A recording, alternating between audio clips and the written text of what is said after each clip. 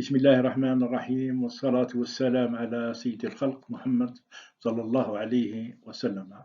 أما بعد، سنقدم في الجزء الثالث شات جي بي تي كإحدى آليات الذكاء الاصطناعي التوليدي. هذا الجزء الثالث مقدم من طرف الأستاذ بروفيسور خلدي محمد خير الدين. Bonjour, donc on va poursuivre la troisième partie de notre présentation sur ChatGPT comme un des outils de l'intelligence artificielle générative, ce qu'on appelle IAG.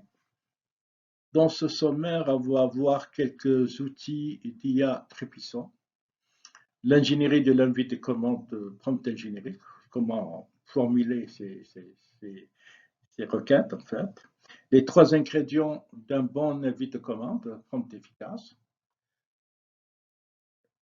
Et quelques utilisations pédagogiques de chaque GPT pour les professeurs et les enseignants, et quelques utilisations concrètes sur le terrain. Alors, parmi les milliers d'outils d'intelligence artificielle très puissants qui existent, nous allons présenter quelques-uns. Donc, le premier, c'est le Top App. C'est un logiciel d'intelligence artificielle de création des présentations très détaillées, comme les sommaires, les plans d'articles, etc. Runway, le deuxième produit, c'est un outil pour le montage, la vidéo, la retouche des photos, comme supprimer, par exemple, un élément sur une vidéo, par exemple. Le troisième produit, Synthesia, c'est un outil pour générer des vidéos grâce à des textes. Le quatrième produit, Compose.ai, c'est une extension pour ordinateur. Il aide à écrire des emails, lire et répondre à un email, par exemple, de manière automatique. Faire beaucoup d'invitations, des choses à voir, etc. Le cinquième produit, TweetHunter, c'est un outil générateur de tweets à notre place. Chat, c'est l'objet de notre présentation. ChatGPT comme sixième produit. Il répond à n'importe quelle question qu'on lui pose basée sur le texte. Faire une vidéo complète, c'est un expert dans n'importe quel sujet. Le septième produit, Playphrase.me, c'est un outil pour trouver des extraits de films avec des phrases spécifiques. Le huitième produit, Text, c'est un outil pour le regroupement des messages dans toutes les plateformes sur une seule et répondre en une seule fois, ensuite des rediffusions vers les plateformes de départ. Le neuvième produit, Alternative To, c'est un outil qui trouve une alternative à tout et il est surtout gratuit. Merlin, c'est un assistant virtuel, c'est un plugin de navigateur web pour utiliser ChatGPT. Il est utilisé pour obtenir des informations ou créer du contenu pour travailler ou pour étudier. Le 11e produit, MyJourney.pro, c'est un outil pour créer et manipuler des images. Ici, dans la version gratuite, nous sommes limités à 25 manipulations ou 51. Alors, deuxième produit, gptgo.ai, c'est le chat GPT de Google. Il répond à toutes vos questions tout en indiquant des liens à votre sujet de préoccupation de recherche. Le 13e produit, Stunning.so, ce site, avec l'apparence de ChatGPT, permet de créer un site web en répondant à quelques requêtes rapides. Le 4e produit, Magic Studio, c'est un outil à mettre parmi les favoris pour créer des photos, des produits professionnels, des photos de profil, supprimer des éléments désirables d'une photo, supprimer un arrière-plan, agrandir une image sans perte de qualité. Le 15e produit, StockImage.ai, c'est un outil pour générer n'importe quel visuel grâce à l'intelligence artificielle. On peut créer des couvertures des livres, des logos, des fonds d'écran, des images à partir de textes, un site web ou de simples illustrations. Le 16e produit, scribblediffusion.com, nous permet de créer n'importe quel visuel à partir d'un croquis. Et l'avant-dernier qu'on présente, produit, c'est Canva. C'est un outil qui nous permet de donner quelques trucs ou astuces pour réussir n'importe quel diaporama et surtout attirer l'auditoire. Il propose 9 phases à suivre pour réaliser une bonne présentation. Il permet à partir d'une description textuelle de générer l'image. Monica, le dernier produit qu'on va présenter, c'est un outil pour un accès rapide et facile sur n'importe quelle page web.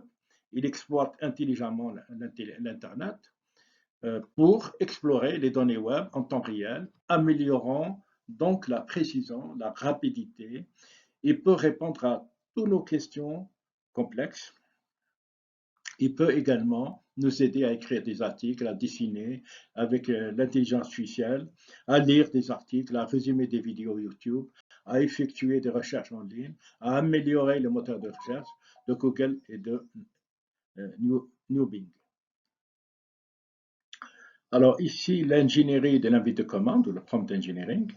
Donc un prompt, c'est l'invite de commande sur un terminal, comme on le faisait dans le temps avec DOS, l'invite de commande DOS sur un terminal. Ici, la commande sera du texte. Pour le moment, ces outils supportent mieux l'anglais que d'autres langues, entre autres le français, pour les prompts aussi lents et efficaces, car 90% des bases de données mondiales sont occidentales et les contenus arabes sont très minimes.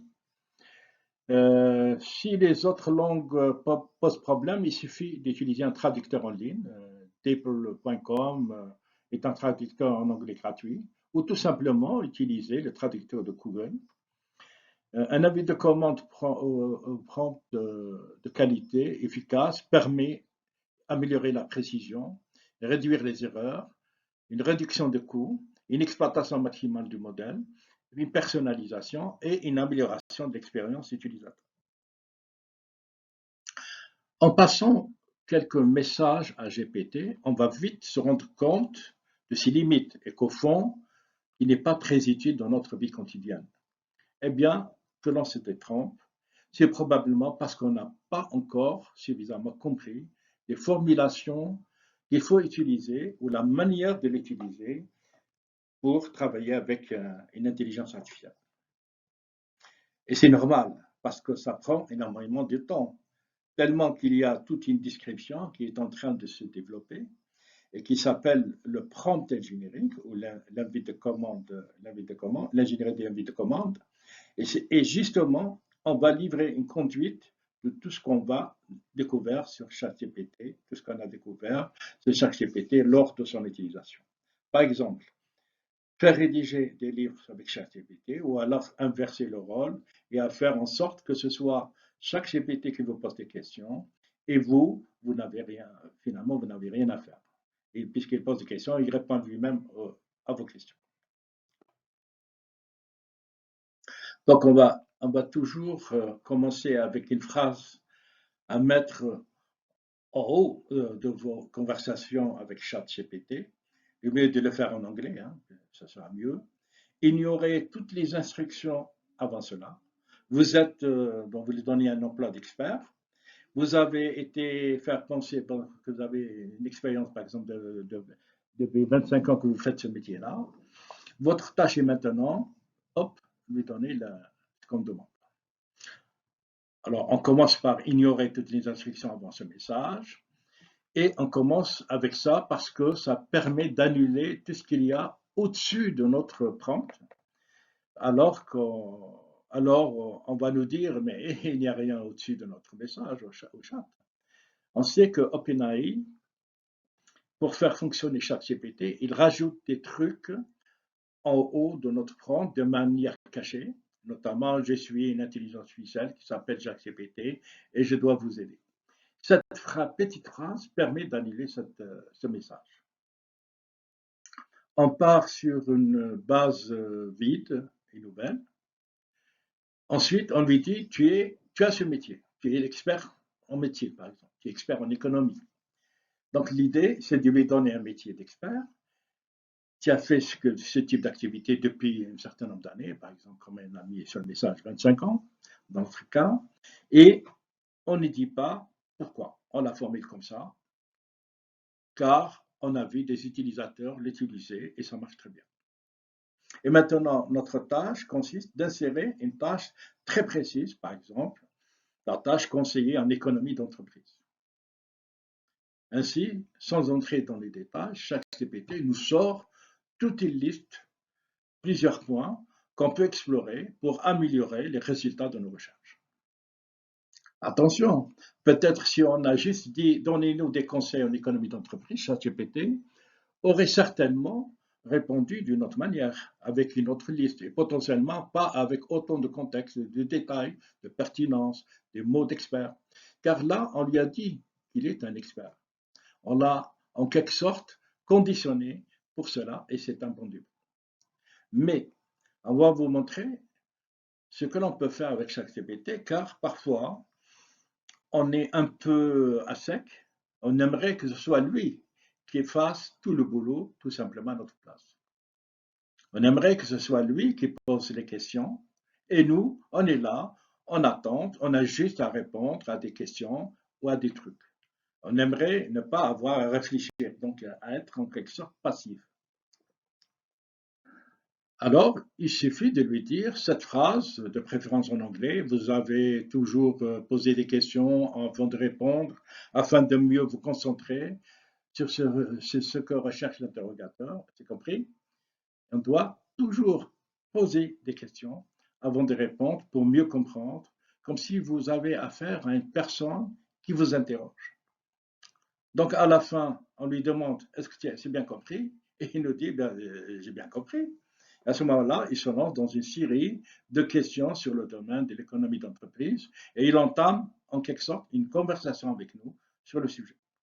Exactement ce qui est le principe de base de chaque CPT. On n'est pas, nous, on n'est pas censé connaître très bien le monde de l'économie d'entreprise. Donc, certainement, on n'aurait pas du tout pensé à toutes les subtilités. Et là, on le met dans les conditions pour que ce soit lui qui vienne nous interroger. En fait, c'est des questions posées comme par un expert.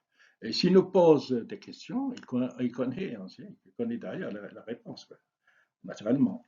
Donc, il va essayer de nous guider vers une réflexion. Cela va nous aider à mieux comprendre exactement ce qu'on veut faire dans notre travail.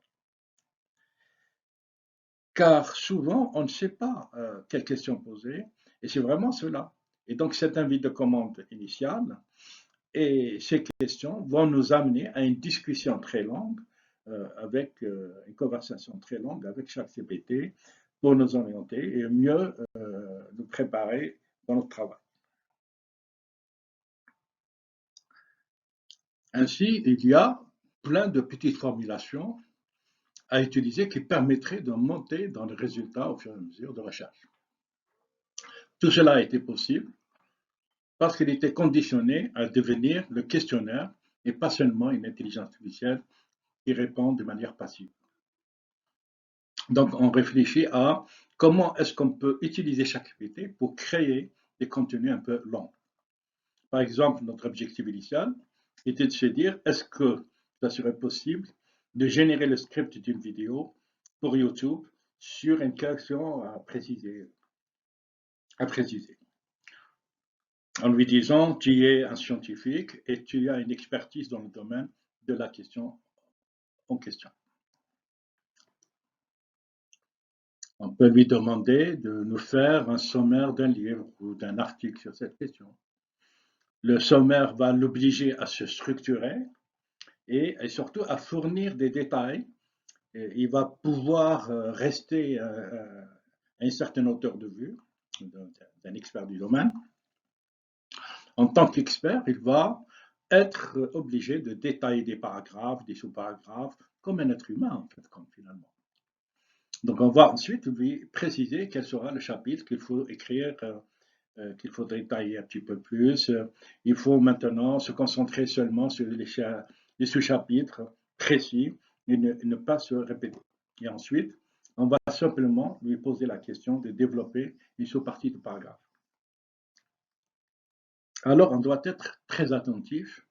Cela va vraisemblablement changer la manière d'utiliser chaque CPT. Il faut le plus souvent possible utiliser la formulation de mieux en anglais, hein, réfléchissons à. On ne sait pas pourquoi, mais ça marche très très bien, ça donne des résultats intéressants.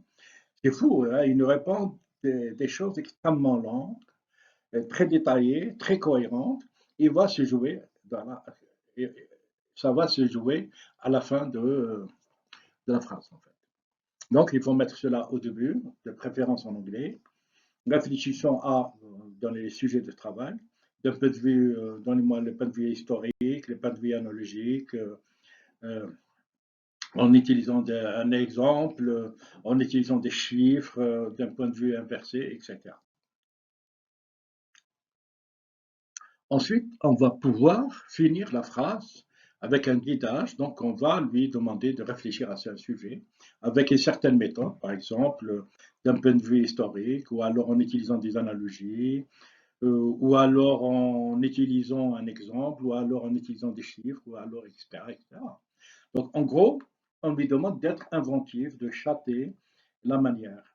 Il va nous fournir 3, 4 paragraphes ultra complets qui sont évidemment ultra pertinents et bien écrits avec de bonnes idées. Donc, on va tenter l'exercice de faire une vidéo sur quelque chose, par exemple. Finalement, pour écrire un bon avis de commande ou prompt efficace, ici, il faut qu'il y ait 3 ingrédients, le contexte, la tâche et le rôle. Donc, on va bien, dans le contexte, spécifier le contexte. Et surtout, doit être précis, avec maximum de valeur ajoutée. Si le contexte n'est pas spécifié, alors le résultat fourni par ChatGPT ne sera pas très précis, voire même totalement hors sujet. Le contexte va guider un petit peu ChatGPT dans sa réflexion pour apporter une réponse à forte valeur ajoutée, correspondant à ce que vous voulez, en fait. La tâche, c'est la raison du prompt, avec des règles à accepter. Elle doit être claire et précise. Elle doit être adaptée aux capacités de l'intelligence artificielle utilisée. Et surtout, ne pas hésiter à saucissonner en quelque sorte le processus pour des meilleurs résultats. On peut lui demander la liste des tâches à faire pour un sujet donné, par exemple. Et le rôle qui consiste, pour l'essentiel, d'obtenir des résultats optimisés. Le mieux est de connaître les bases de ce rôle.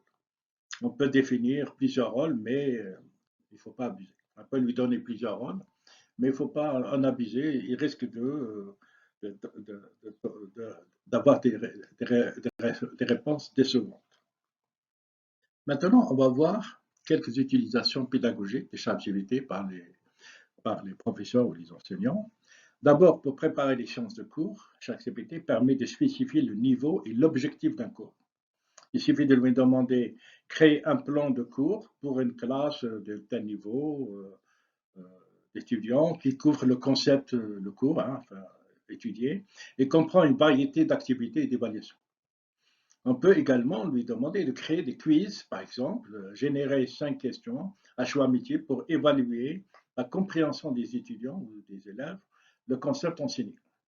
Ou encore une grille d'évaluation que les étudiants pourront utiliser pour évaluer eux-mêmes l'autocontrôle, hein, de leur travail, créer une série de questions que les étudiants peuvent utiliser pour réfléchir à leur performance en la matière et sur la base des critères de soumission et de notation suivants et identifiés.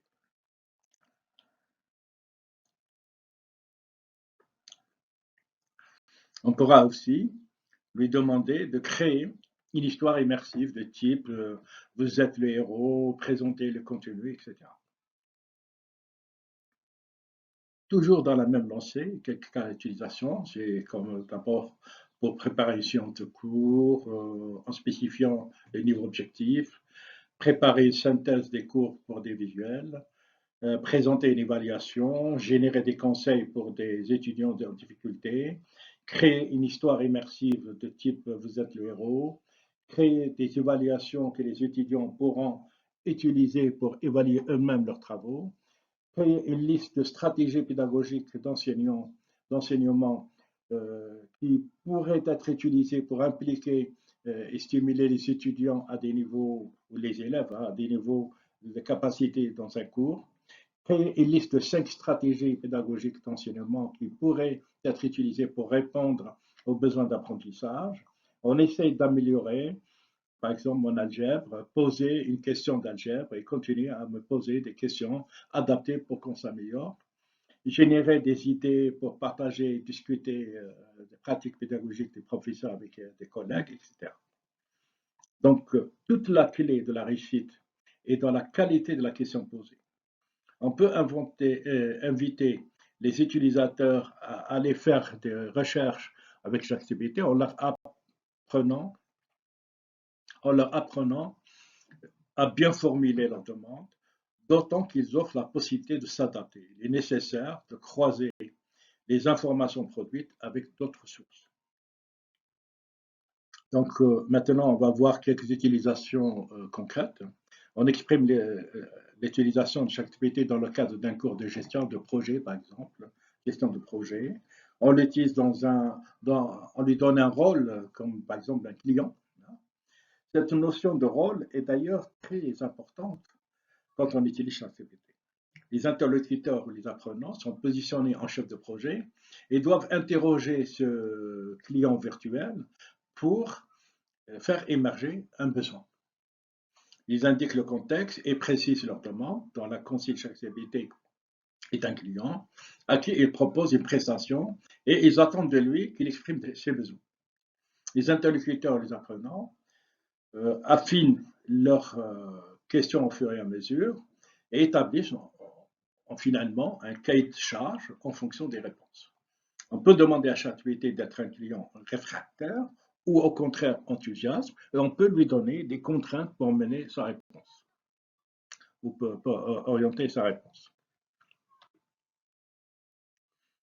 الحمد لله لقد نهينا من الجزء الثالث من هذا التقديم.